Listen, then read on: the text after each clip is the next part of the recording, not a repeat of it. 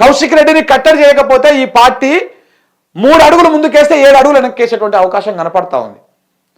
ఈ దూకుడు, ఈ ఉరుకుడు, ఈ లూస్ టంగ్ చేసుడు, ఈ బూతులు మాట్లాడు, ఇది ఎప్పుడు మంచిగా అనిపించదు. ఒకసారి మంచిగా ఉంటుంది, 2 సార్లు మంచిగా ఉంటుంది, 3వ సారికి జుగుప్సకరంగా అనిపిస్తుంది, అతిగా అనిపిస్తుంది, ఓవర్ యాక్షన్గా అనిపిస్తుంది.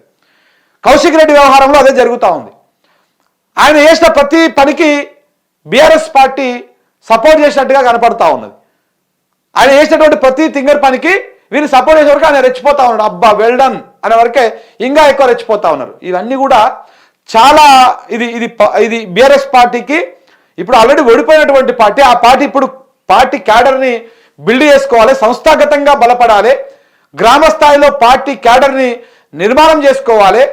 రేపు సర్పంచ్ ఎన్నికలు రాబోతా ఉన్నాయి, దాంట్లో ఏ రకంగా ఎట్లా పోవాలి, వ్యూహం ప్రకారం పోవాలి. కానీ ఈ ఎగురుడు దుంకుడు, ఈ దుందుడుకు వ్యవహారము, ఈ దూకుడు వ్యవహారం వల్ల పార్టీలో జోష్ నింపుతాం అనుకుంటే అది ఎరితనం అవుతుంది. అది సో ఈ కౌశిక్ రెడ్డిని కనుక కంట్రోల్ చేయకపోతే 200% బీఆర్ఎస్ పార్టీకి డ్యామేజ్ అయ్యేటువంటి అవకాశమే ఉంది తప్ప ప్లస్ ఏం కాదు. నిన్న ఇక చాలా మంది తప్పదు కాబట్టి ఆయనకు సపోర్ట్ చేస్తూ ఉన్నారు కొంతమంది సోషల్ మీడియాలో. బట్ కానీ దట్స్ రాంగ్ కంప్లీట్లీ.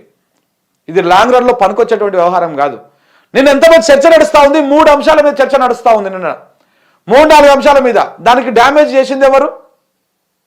ఇదే కౌశిక్ రెడ్డి. దానికి ఫుల్ స్టాప్ పెట్టింది ఎవరు? ఇదే కౌశిక్ రెడ్డి.